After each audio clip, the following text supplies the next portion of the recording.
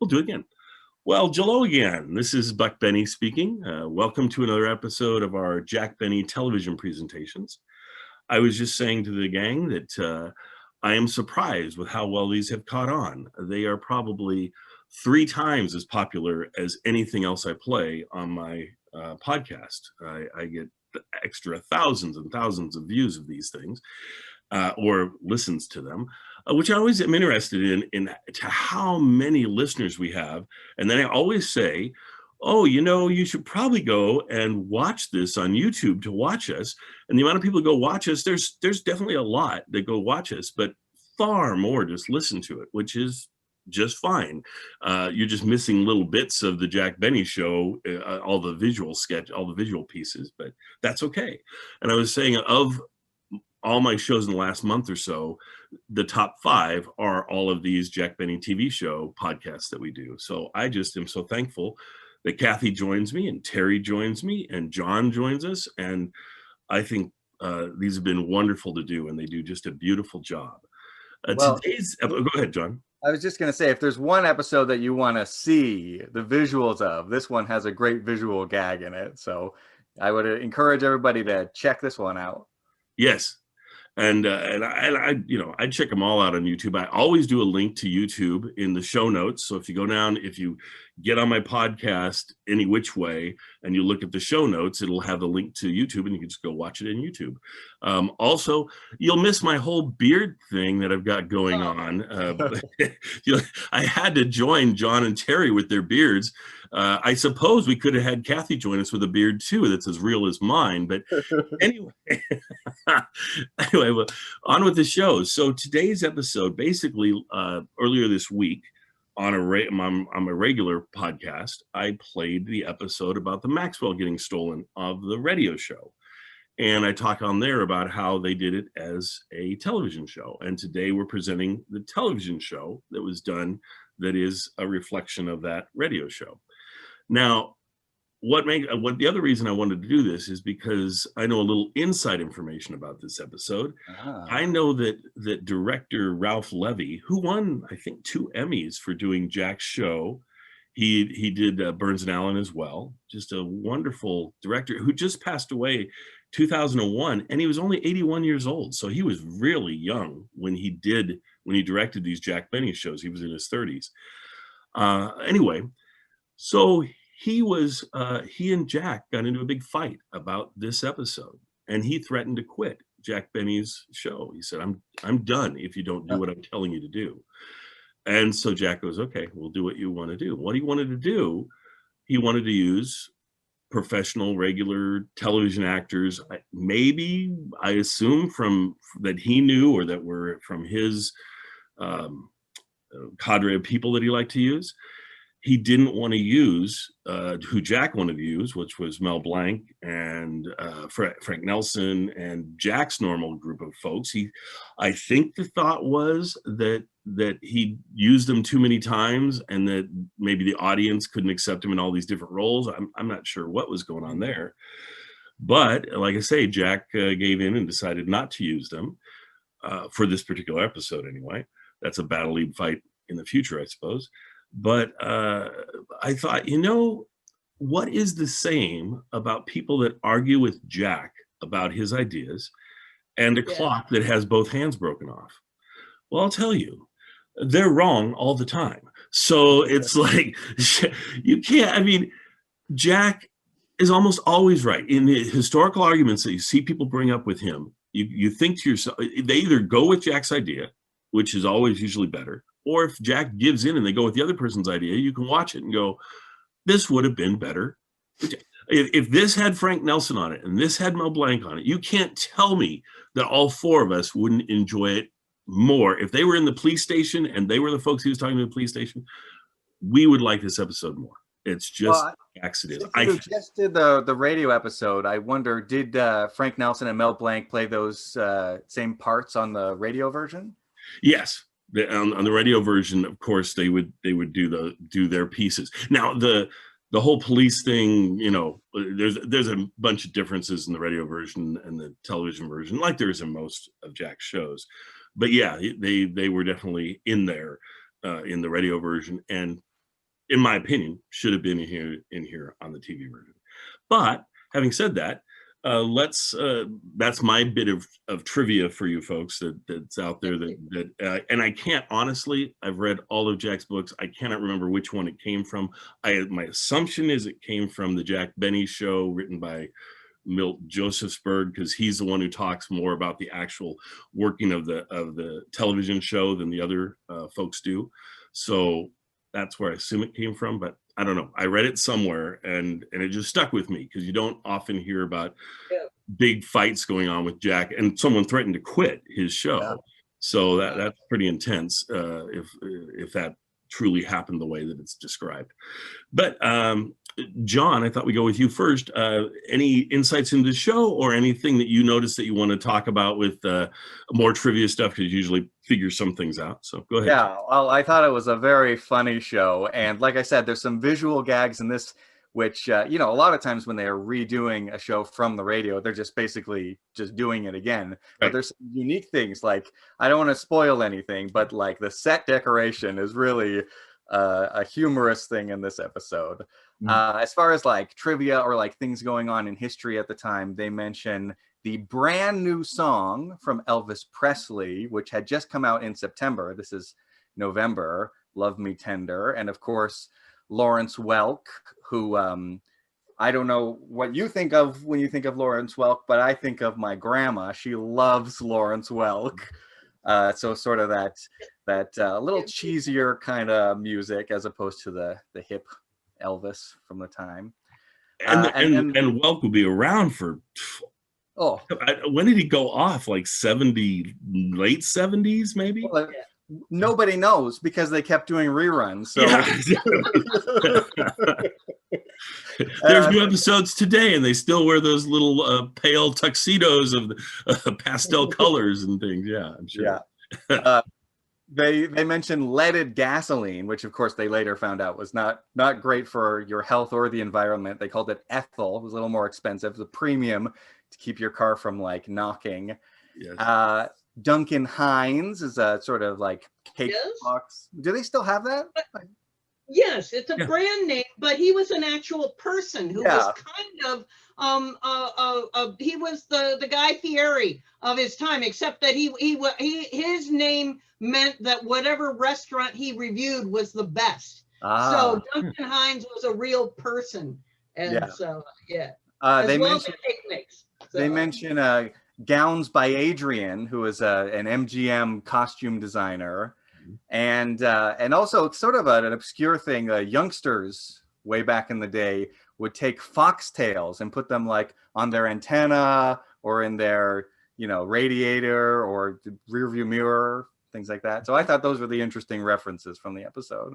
Great. Thanks, John.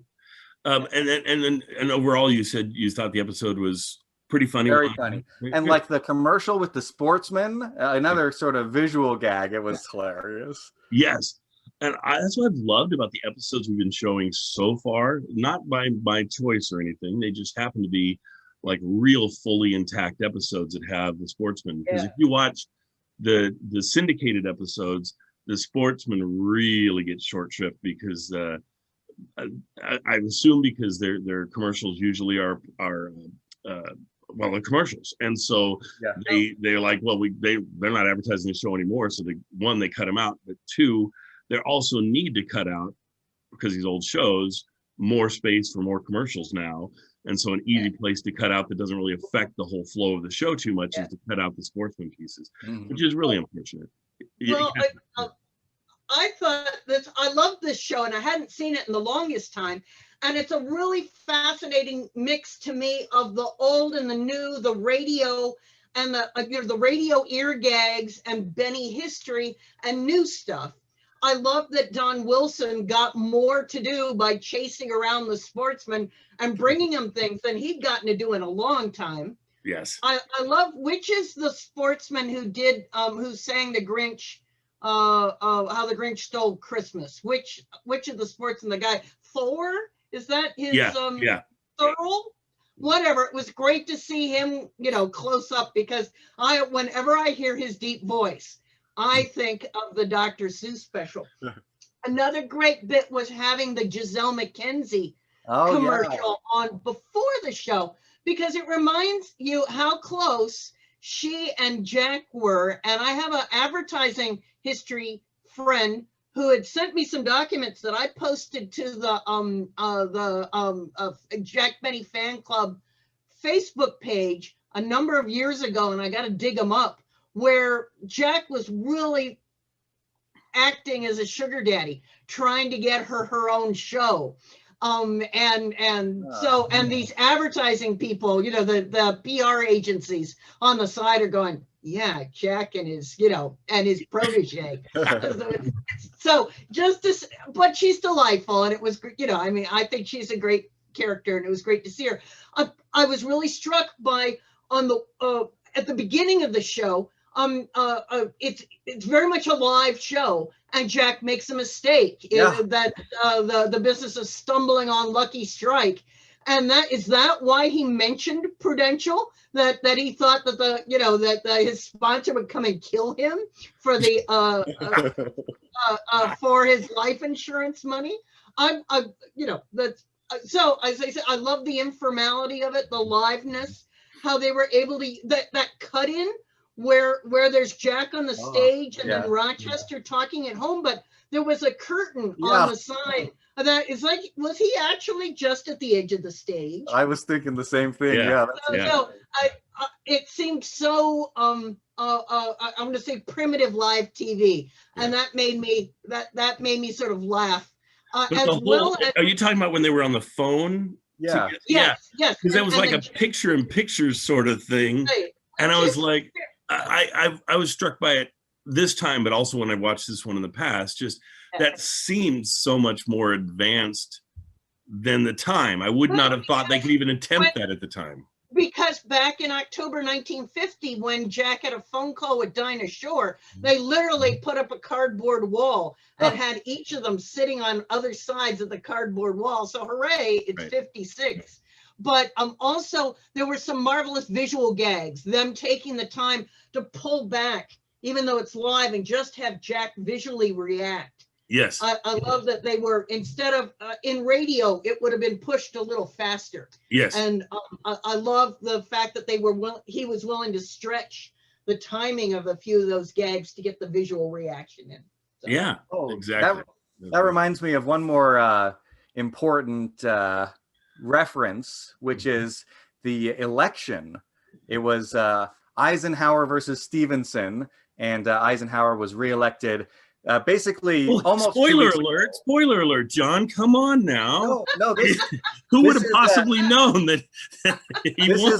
This episode is 2 weeks after the election, so everybody already know who won. That joke about get out the vote was I just think it's so funny how we do spoiler alerts for things that are 75 years ago so often, and things, I don't want to give this away, and it's bleeds. Well, given that nobody knows history, it is a spoiler. Stevenson won. Oh, he was our president for 17 years. Did you know? Anyway, I guess we'll go over to Terry, because Terry hasn't said much today yet. So Terry, what are your thoughts on the whole thing? Well, I was very interested in the supporting cast, and I don't know who the actress was who played the receptionist in the police station, because they didn't credit her, and I couldn't find it anywhere. Kathy, you're the... Laura's book says Pat Donahue. Ah, Pat Donahue. Okay. So, Troy Donahue's sister or mother, probably. There you go. But I know these facts, but it's right there. Bill goodbye at the kissing Bill goodbye at the airport or the train station. Right. Well, the supporting actor who was most prominent was the guy who played the sergeant, Lyle Talbot, who had a long and storied career in Hollywood, both in film and television. He was known as a ladies' man. I think he was married 5 times. He was the father of several children, 2 of whom became rather prominent journalists. One is David Talbot, who's one of the founders of Salon.com. And the other is Stephen Talbot, who was first famous for playing Gilbert on Leave It to Beaver. Yes. And I think he was the kid who said, put your foot on the lady's thumb, Beaver. Remember when he was up in the billboard? and then became a documentary maker, a serious journalist. That's fantastic. Laura's book says that's the only time Lyle Talbot appeared on the program. So how about that? Oh, wow. Well, he was terrific, and he had obviously a huge part in this one. They took great advantage of him. And I want to circle. Is he the one? He wasn't the one of the actors in here that later played. Oh gosh, on I Dream of Jeannie, and he did tons of television. He did everything. And he was the doctor on that show or something, if I remember right. And I want to circle. I always thought that Nelson's character was insane because he's. I want to circle back to something you said, Daryl. One of the beauties of the Jack Benny Show and his regular cast is that we got to laugh even before they opened their mouth. Yes. The references to running gags made us laugh. And it was part of Jack Benny's genius was that he prepared us, whether it was the car he drove or his cheapness or any of the things that his character became famous for. We got to laugh week after week because we knew it was coming. And sometimes he made us laugh because he went a different way, but more often than not, we got the joke before everybody else did. Exactly. And every time you were to see them, I mean, to visually see them, it was the same thing as when Jack would say, "Hey, Mister," and then in your heart, you're like, "Oh, it's going to be Frank Nelson," right? And then to go, and if he was in charge, he was one of the police there or whatever. As soon as you saw him, it wouldn't even have to feature him. He could be just in the background or whatever, and you'd go, "Oh, we're going to get some Frank Nelson," or "Oh, there's Mel Blanc. We're going to get Mel Blanc." I mean, I think that's more important than the whole, "Oh, we want to use multiple actors and we don't want to have you immediately recognize." It's like, why not? Why not have them take all these roles? That's what they did in radio, and it was funny. It's funny in television. It's just a shame that they didn't do that. Now, not that these were fine actors. They did a good job. They were great actors, but I just think it would have been just another notch higher in the Jack Benny scale of things if they would have used Frank Nelson and Mel Blanc. Yeah. Cool. Hey, can I take a second to plug something, to promote something? No, not really. This is not a place for that. I'm not surprised you said that. It's like a podcast. John, what do you think you're doing? You come on here to my show and plug your... I noticed you copying my image by wearing your fake beard today. Yes, so exactly. that reminded me of a YouTube video that I have. Oh, Baby Mrs. Dad's Beard, because it's about the time I shaved my beard off and my child did not recognize me. And it's lots of fun. Look it up. Baby Mrs. Dad's Beard. Okay. And do you have a bunch of videos on? I didn't even know you had a podcast. I mean, a YouTube channel. So you have. I threw a couple up there in college, and then I got too busy with kids, so not much, but a little bit. Yeah. Well, I think it's funny on mine. There's tons of stuff now of me and like you guys and other Zoom things I'm doing and things. But historically, there was like 7 videos of my son from like when he was 11, now he's 20 something. And he's on there doing Minecraft and he's narrating what he's doing because that was the big thing at the time. Well, it's still a big thing now of people narrating whatever they're doing and getting millions of hits. He got like 11 hits. He didn't get millions of hits. But I think it's funny because they're sitting there still. And then there's this gap of like, I don't know, like I say, 10 years or something. And then all of a sudden I'm doing all these videos. But his videos now, because my videos are on there, they're starting to get more hits. I think there's been 3 times as many people that have watched him in the past few months than have watched him ever when they were originally released. And I was like, should I delete these? And I'm like, no, I love to hear his little kid voice talking and oh, now I'm going to do this and look, oh, there's Well, Daryl, I think you were right to chastise John for plugging because it's just not right to take advantage of you for plugging something else that like for instance, if I were to bring up above that, if I were to bring up Imaginaire Theater, episode 2 is now available. It just wouldn't be right. It wouldn't. It would not. I agree with you, Terry. To plug your show on Imaginaire Theater, Imagine-Air-Theater. .com. Listeners might not. .com. .com's the deal breaker. If you say .com, it just and and you happen to have your second episode out there now. It just happens to be available. Happens to be there, yeah. Right now, and we wouldn't even be mentioning it. Wouldn't even be mentioning it if John wasn't fiercely plugging his child and his lack of beardness. I know. I should stick to Jack Benny. If only I had some sort of book that I could learn more about Jack Benny from. Yes. So, some book that probably Catherine Foley Seeley has. The multiple books on Jack Benny. Yes. Hold up anything you got. You got anything? No. They're in the other room. So. Okay. Well, I have them always right at my fingertips. Her books again. She has two, can I say two books? Two, like 2 minutes in one, but it's the two books in separately. Whatever and copies are coming to both you all, Terry and John. They're in the mail. And this is what's coming to you, Kathy. Yay! Oh, very cool. Very cool. That's a great cover. Let's plug away. Plug away. Well, and I gotta say, my book, the fact that I am actually mentioned in this one somewhere in the acknowledgments, so I mean that's pretty cool. So I don't believe John is mentioned in those acknowledgments. I don't think so. I don't think so. Just me. That's the sad thing. For her third book. Listen, in the acknowledgments, I also put a typo in Laura Leibowitz's name. So did you really? There's many reasons for a second printing where I can fix all this stuff. So. By the way, John, what's happening this week in Jack Benny? You can check out at thisdaybenny.com. All right. Well, I am so glad that when you tune into this show, you simply get information about this week's Jack Benny without any superfluous information that we're sharing with you, other than these last number of minutes. I'll probably just cut off and Not that. No, I will not do that. You folks generously donate. It's in my contract. Yes. It's in your contract, which isn't worth what it's written on, but that's all right. So anyway, folks, enjoy the show. Any last comments on this episode? I love the dog pieces in here, and that's another piece that you're going to want to see. Yes. And if you're listening to it, you're going to miss that. So I really suggest you watch it on YouTube so you get the whole experience. And golly, if you can't see my beard, and I was telling them earlier, my son came home and this is of course fake beard that I've got going on, but my son came home and he had the identical beard to what I have in my fake beard on Zoom. So I should grab him and bring him in here. He's in the other room sleeping. I gotta figure that out. I want the halo. The halo that I had. Next week, maybe I'll turn on the halo, or if you folks can find it, if you download the newest version of Zoom, you have all these extra features that you can use. So it's kind of fun.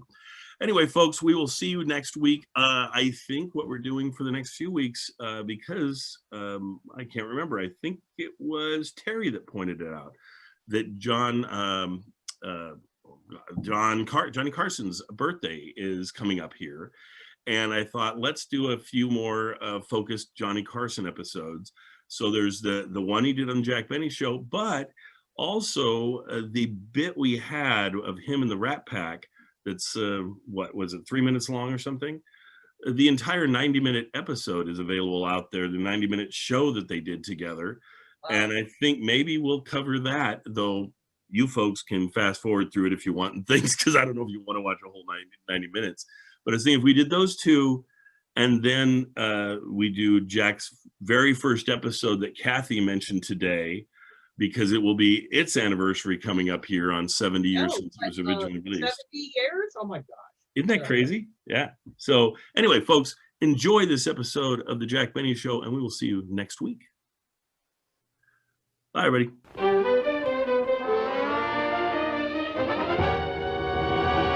From Television City in Hollywood, the Jack Benny program, presented by Lucky Strike.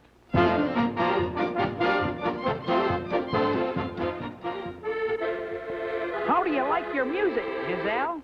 Well, right now, Happy Joe, I'm in a bouncy mood. Let's go.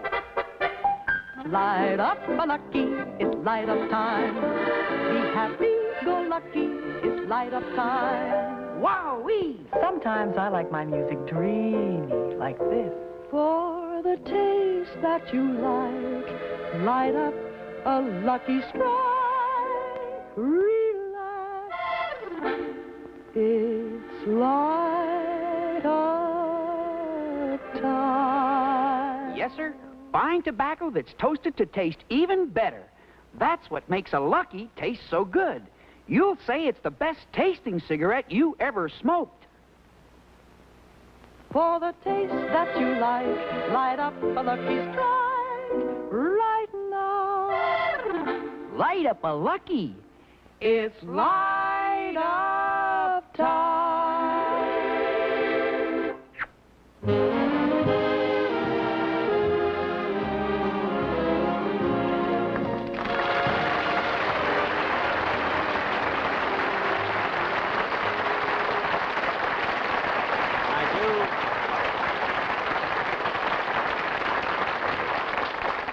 Thank you very, very much, ladies and gentlemen, and welcome to the Lucky Strike program. Well, here I am again. Of course, this might not mean much to you, but the Prudential Life Insurance Company is thrilled.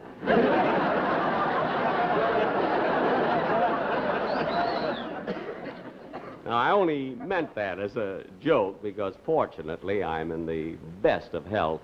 You see, every year at this time, just before the holidays, I always go to my doctor for a checkup, you see, a physical examination. And last week I went to my doctor in Beverly Hills, and he checked my reflexes and my metabolism and my blood pressure. And then he stopped, you see. So I said to him, Doctor, aren't you going to check my heart? And he said, right now, and handed me the bill.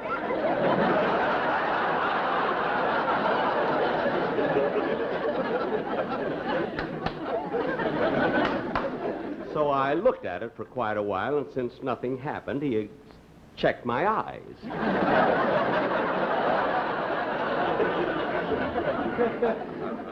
But, you know, I've always prided myself, ladies and gentlemen, on my physical condition because when I was young, when I was a kid, I was quite an athlete. You know, very few people know this, but when I was about 22 years old, I was with the American Olympic team. Of course, they don't have that event anymore, you know. Wigwam pitching.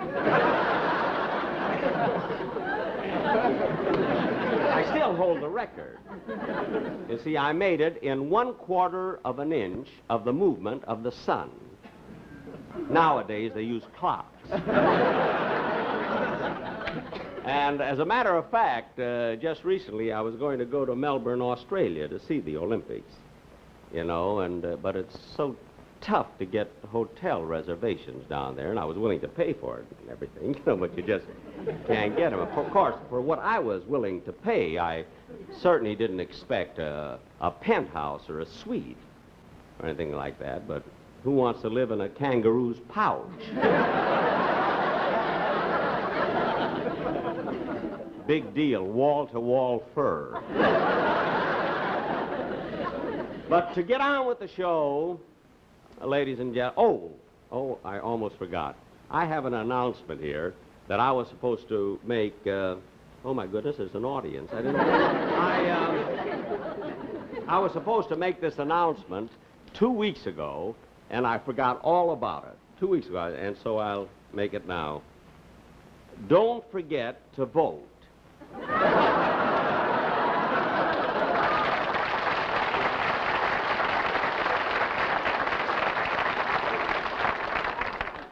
This has nothing to do with the last national election, you see, but next week in Cucamonga, they're electing a guava queen. Oh, there's going to be so much excitement there. There'll be street dancing, you know, and grape crushing and orange roping. All of those wonderful sports that they're going to have. Oh, Mr. Benny? And they, Mr. Benny? It'll really be... Mr. Yes, Benny? Yes? You want it on the phone. Well, look, I'm right in the middle of the show. Will you get the number and I'll call them back right away? The other party, they said it was very important. Oh, excuse me. Just a minute, will you please? Right in the middle of the show. Hello? Hello, boss. This is Rochester.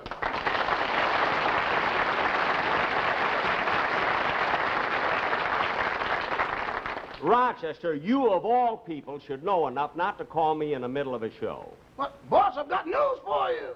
Well, what is it? Brace yourself. All right, I'm braced. What is it? Your car's been stolen. My Maxwell? Stolen? I mean, when did this happen? 2 hours ago. Well, why didn't you call me sooner? I just stopped laughing. But, Rochester, I'm in no mood for nonsense. Now, was my car stolen or not?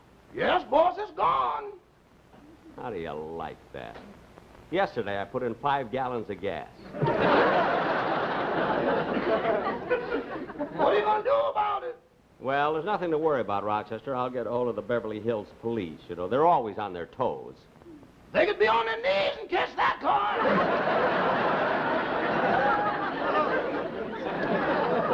Now, never mind. Rochester, look. Get on the phone immediately and call the Beverly Hills police station. Oh, I tried to, but I couldn't get them. What are you talking? You couldn't get the Beverly Hills Police Department? They've got an unlisted number.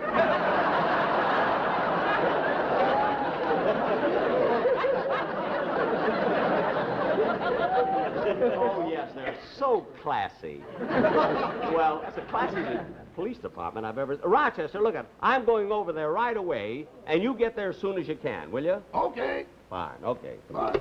Oh, Don! Don Wilson! Don! Yes, Jack, yeah? Jack, what was all the excitement on the telephone? Look, my Maxwell has been stolen. I've got to go right over to the Beverly Hills police station. You're leaving now, right in the middle of your show? Well, I can't help it, Don. Now, you can take over. Bring out the sportsman quartet. Oh, but Jack, the sportsmen aren't due on till later in the program. I can't help it, Don. This is an emergency. But they're not ready yet. I don't care whether they're ready or not. Well, now bring them on. Don't yell at me. It's not my fault you put in 5 gallons of gas yesterday. No, but it was your big fat idea that I use ethyl.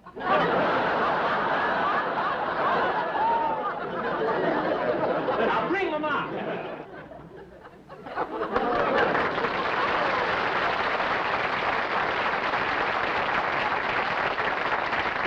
Okay.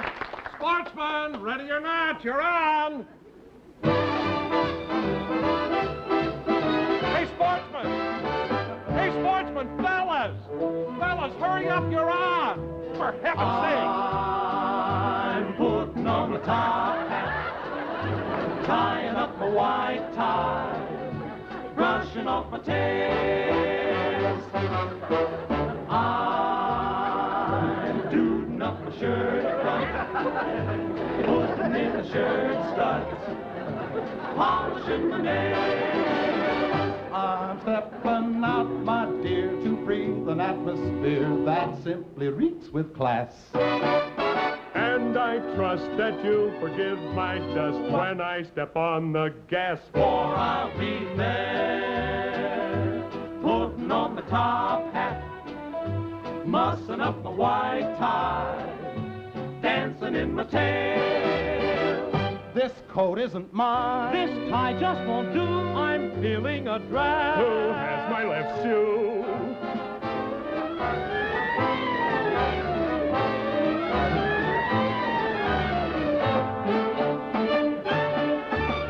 I'm lighting up a lucky, puffing on a lucky, blowing out the match. Oh boy, I'm glad, happy with the lucky, better taste of lucky. There's a reason to match. A lucky strike is made of only the finest, lightest, and mild tobacco.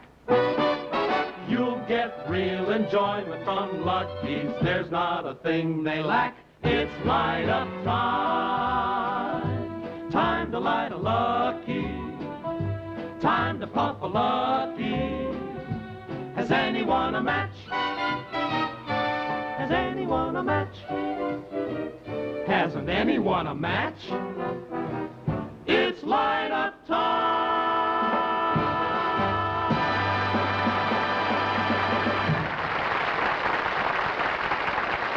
And now, ladies and gentlemen, we take you to the Beverly Hills Police Department.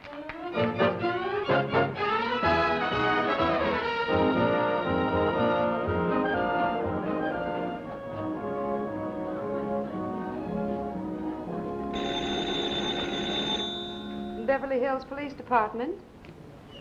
That's right. Traffic fines may be paid on the 4th floor.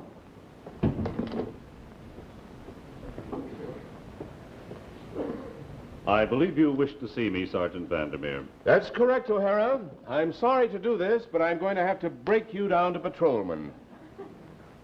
Break me? But Sergeant, how can you do that? Just last night, I captured a bank robber right in the middle of Beverly Hills. I shot him twice. That's it. Next time, use a silencer. You woke the whole neighborhood.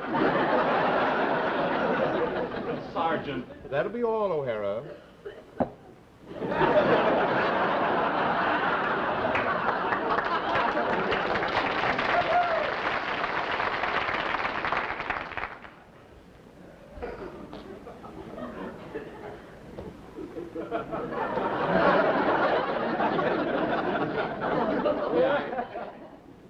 I guess this is the place, Beverly Hills Police Station. Through these portals pass the finest policemen in the world. Uniforms by Adrian.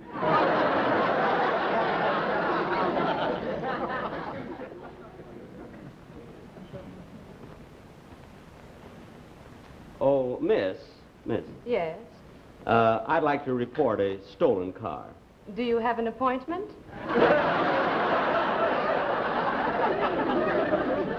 No, I just want to report a stolen car. Have you been here before? No, miss.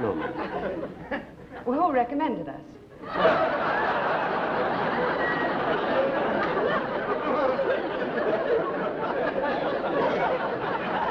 Duncan Hines.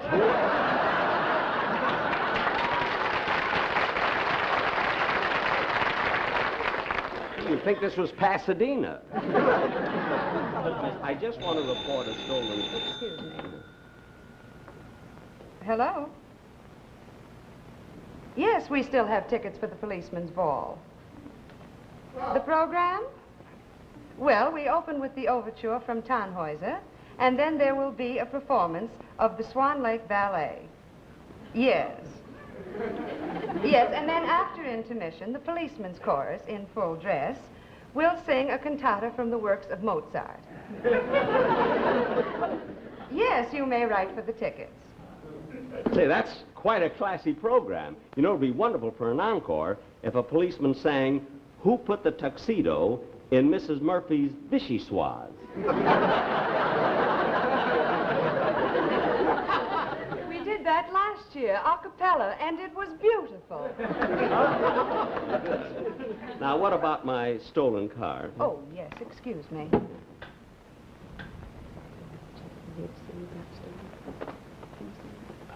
Very well, you may speak with Sergeant Vandermeer now. Oh, thank you. Sergeant Vandermeer? Yes? I'd like to report my car was stolen. Do you live in Beverly Hills? Yes, I do. What kind of a Jaguar was it? Well, it wasn't exactly a Jaguar. You see, it was... Mercedes-Benz? No. It, Come, mister. What kind of a car is it?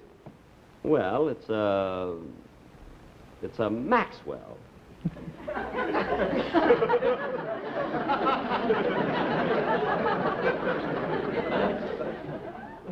Maxwell? Yeah. From what country? No, you see, it was made in this country. Of course, they don't make them anymore. You see, although the factory is still in existence, they make pencil sharpeners. Well, you see, there were a lot of crank handles left over, and it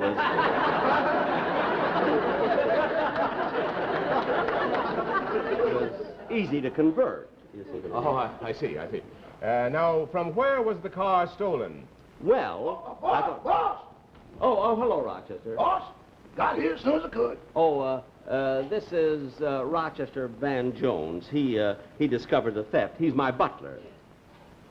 Oh, the butler, eh? Sit down, Mr. Van Jones. I'd like to talk to you. Now, recount in your own words just what happened during the entire day. Well, don't worry, Rochester. I'm right behind you.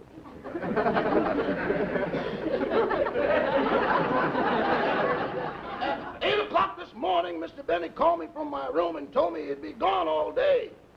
And he said while he's gone, he wanted me to clean the kitchen, scrub the floor, beat the rugs, wash the windows, polish the stove, wax the floors, and press his clothes.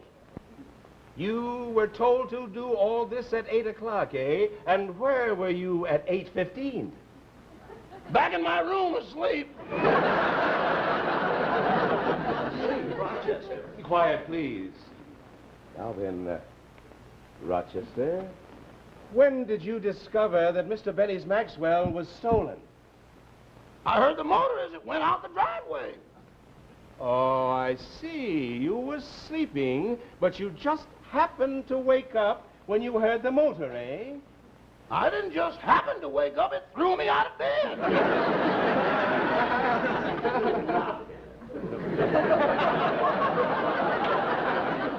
Now, see here. Now, wait a minute. You're suspecting the wrong man. Well, it's always the butler in the movies. I know, but this isn't the movies.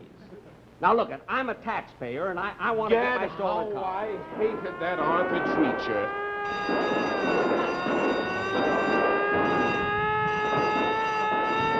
Excuse me, Sergeant. The prisoner in cell 29 has escaped. You mean that dangerous criminal we're holding for murder? That's the man. Well, he won't get very far. Get the hound. Yes, sir, the hounds. The hounds? Hello. Hello, Chief. Alert all units. Dangerous criminal has just escaped.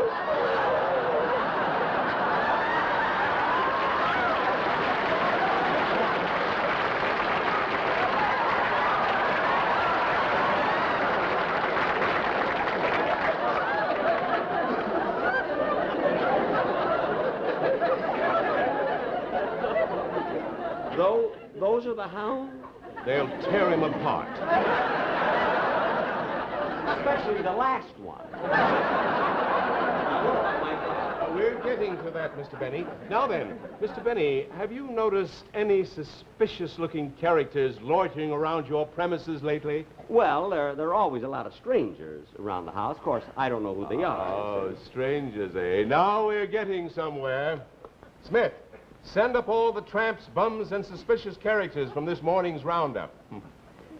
Maybe you'll recognize one of them. Yes, I Now hope then, so. let me get ahead here with my report. Let me see here. Now, the car, make of car, Maxwell. That's right, a Maxwell. Now, will you please give me a description?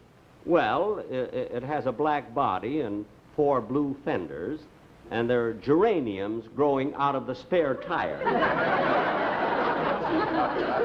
Geraniums? Unbelievable, isn't it? At this time of year, yes. Now, I know that this is a ridiculous question, but is there any other identification? Well, there's a foxtail that hangs casually from the radiator cap, and then, oh yes, the top goes up and down.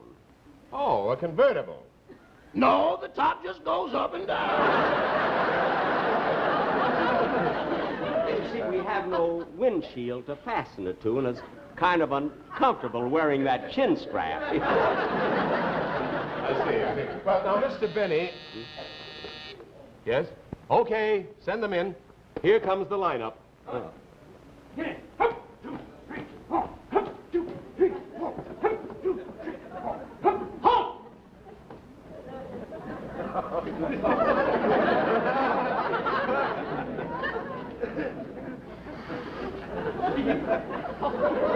Now, Mr. Benny, can you identify anyone in this group? All of them. That's my orchestra. Your orchestra? Yes. Oh, for heaven's sakes, come here. Mr. Benny, what are you doing? He belongs in the brass section. Now, say it. All right, take him out. Take him out. Right, right.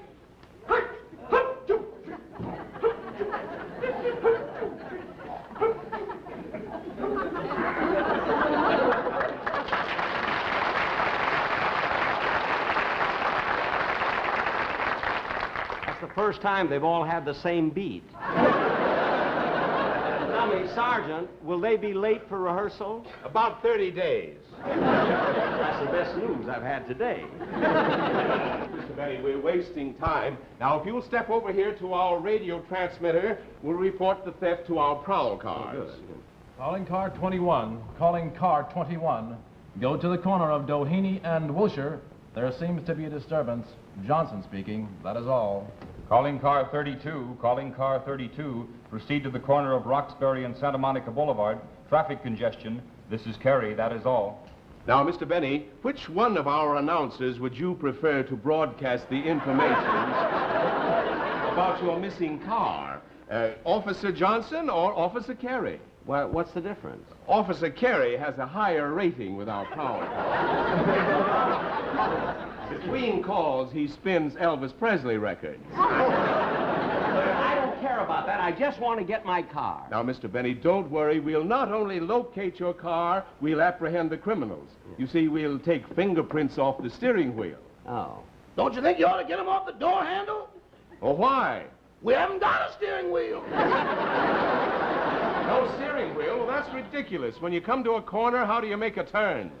We jump out and kick the front wheel. Roger. When we get to Carthay Circle, we go crazy. Please be quiet. Now, will you just give the order? Certainly, Mr. Benny. Here, Carey, will you add this to your list? Yes, sir. Calling all cars. Calling all cars. Keep a lookout for 3 stolen vehicles. Chrysler, license number WL4769. DeSoto, DZ3327. Maxwell, PU8054. Now, for the boys in Prowl Car 7831 and all your friends on motorcycles, here is Love Me Tender. Love me tender, love me sweet, never let me go. You have little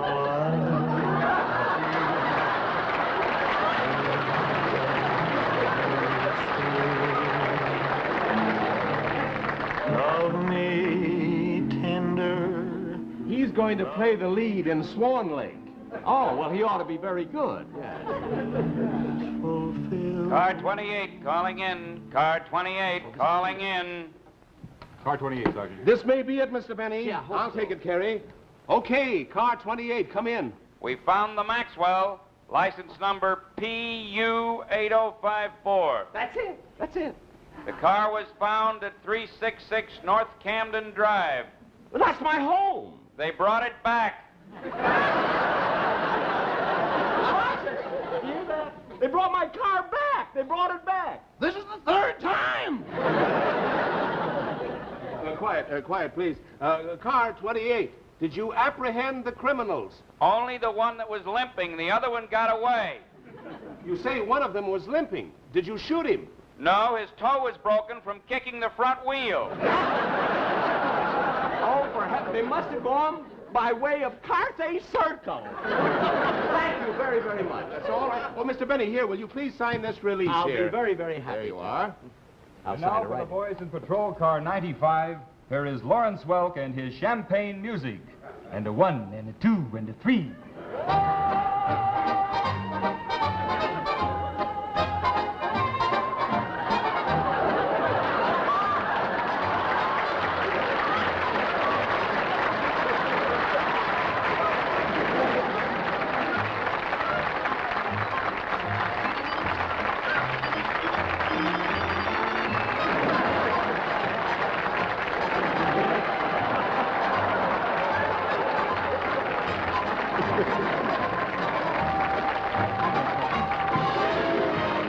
Jack will be back in a minute, but first a word to cigarette smokers. Light up, lucky, it's light up time. Be happy, go lucky, it's light up time. For the taste that you like, light up a lucky strike. Relax, it's light up time. Man, that's it. When you sink that last putt and pull out a pack of Luckies, and it has to be Luckies. Know why? Because LSMFT, Lucky Strike, means fine tobacco. Naturally good tasting tobacco that's toasted. Yes, sir, it's toasted to taste even better. Cleaner, fresher, smoother. Have you tried a Lucky lately? You'll say it's the best tasting cigarette you ever smoked. For the taste that you like, light up a Lucky Strike right now. Light up a Lucky. It's light up time.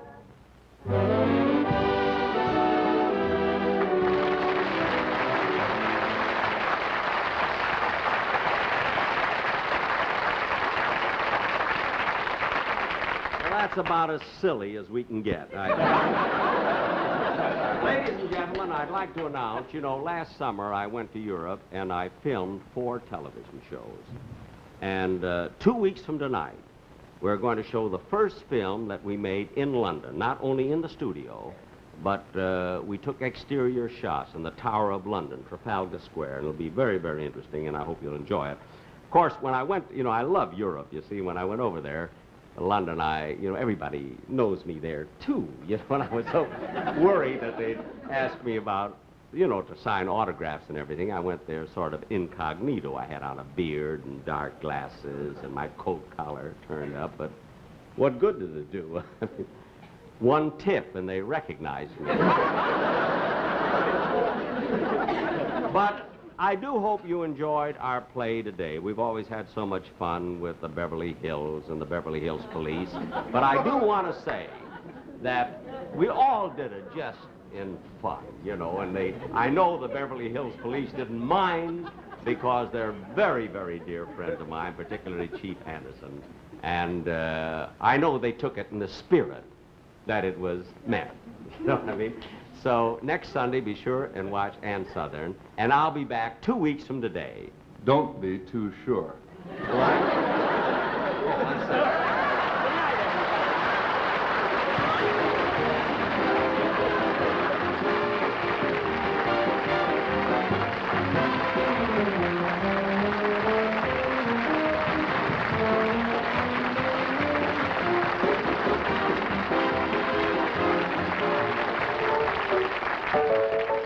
The taste is great in the filter tip Tarryton. All the pleasure comes through in the filter tip Tarryton. Smokes milder, smokes smoother, draws easier. Yes, the taste is great in the filter tip Tarryton. Jack Benny's next television show will be in 2 weeks. Portions of this program were pre-recorded. This is Don Wilson saying good night.